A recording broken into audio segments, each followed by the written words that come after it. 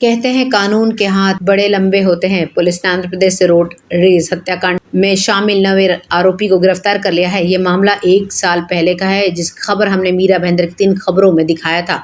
Police team ने तुरंत 8 लोगों को तभी गिरफ्तार किया था, लेकिन 9वां आरोपी रवि प्रकाश उर्फ रवि पुजारी उम्र 32 वर्ष 1 साल तक पुलिस के जाल से बचने में कामयाब रहा। मीरा भाईंदर व विरार पुलिस की अपराध शाखा इकाई जोन 1 की टीम ने 9 लोगों के एक समूह को दिन दहाड़े पीट कर मार डालने के 1 साल बाद 9वें आरोपी को गिरफ्तार कर लिया है। आंध्र प्रदेश के गांव अन्य 8 को 30 अगस्त 2021 को अपराध करने के तुरंत बाद ही गिरफ्तार कर लिया गया था। अपराध की सूचना काशीमीरा के हटकेस इलाके से मिली थी।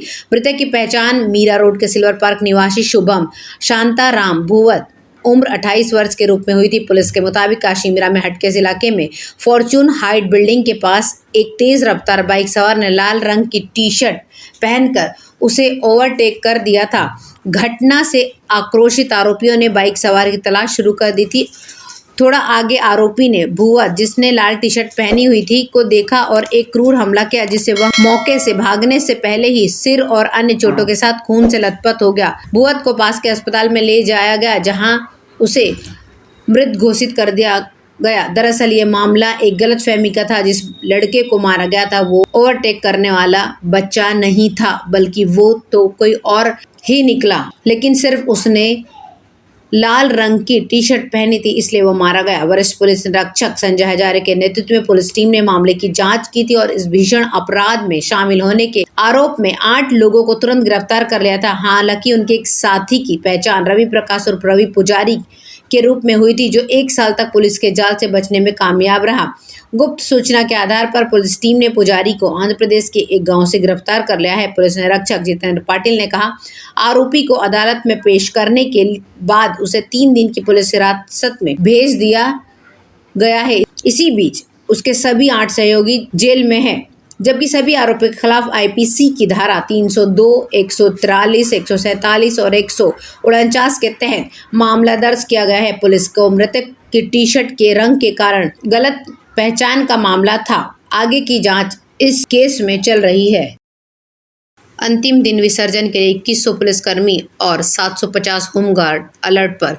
जनशक्ति और उपकरणों के अलावा निगरानी के लिए हाई डेफिनिशन सीसीटीवी कैमरों के एक नेटवर्क का उपयोग किया जाएगा। ढोल की थाप पर गणपति बप्पा मोरया के मंत्रोच्चार के बीच भक्त अनंत चतुर्दशी पर प्यारे गणपति को विदाई देंगे, जो शुक्रवार को 10 दिवसीय उत्सव के समापन का प्रतीक है। मीरा भाईंदर व विरार पुलिस और मीरा भाईंदर नगर पालिका ने विसर्जन जुलूस को सुचारू रूप से चलाने के लिए कमर कस ली है। विसर्जन स्थलों और रणनीतिक स्थानों पर 350 अधिकारियों सहित 2100 से अधिक पुलिसकर्मियों को विशेष प्लाटून के सहयोग से तैनात किया गया। इसके अलावा अतिरिक्त बलों में से 750 होमगार्ड और महाराष्ट्र सुरक्षा बलों से जुड़े 350 कर्मियों को इस उद्देश्य के लिए लगाया गया है। नागरिक प्रशासन ने सुविधाजनक विसर्जन के लिए फोर्कलिफ्ट, क्रेन, नाव, नियमित और हाइड्रोलिक लिफ्टर तैनात किए हैं। मीरा भाईंदर शहर में कुल 21 विसर्जन बिंदु हैं, जिनमें शामिल है प्राकृतिक झीलें, खाड़ियां और कृत्रिम तालाब।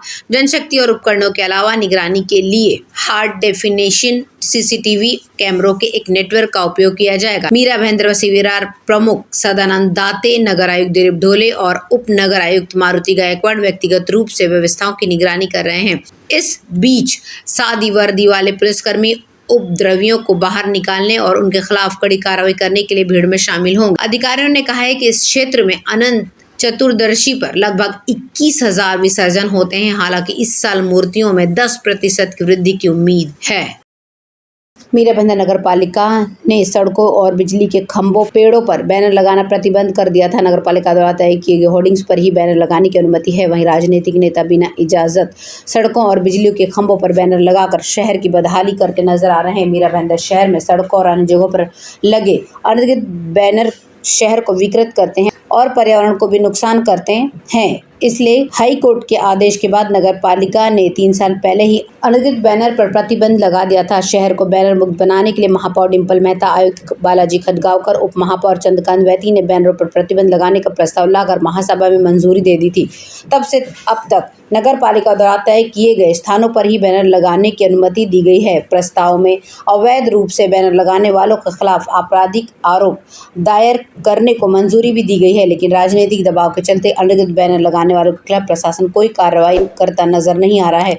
इसका फायदा उठाकर राजनीतिक नेता नियमों का उल्लंघन करते नजर आ रहे हैं। धार्मिक उत्सव के लिए यदि आप थोड़ा बहुत प्रतिबंध का उल्लंघन करते हैं तो कोई बात नहीं, लेकिन राजनीतिक नेता अक्सर प्रचार के लिए नियम बनाते हैं और नियमों का उल्लंघन करते हैं। बिजली के खंभों और पेड़ों पर उल्लंघन कर बैनर लगाए जा रहे हैं। बिजली के खंभों पर बैनर लगाते वक्त बैनर नीचे भी गिर सकता है और दुर्घटना हो सकती है, लेकिन बिना कोई सावधानी बरते सभी लोग इन बैनरों का लगाने का काम कर रहे हैं। वहीं नगर पालिका के अधिकारी इस पर आंखें मूंदते नजर आ रहे हैं। यदि आम नागरिकों द्वारा कोई बैनर लगाया जाता है तो उसे तुरंत हटा दिया जाएगा, लेकिन अगर कोई नेता इस तरह की हरकत करता है तो इसके लिए सारी छूटें हैं।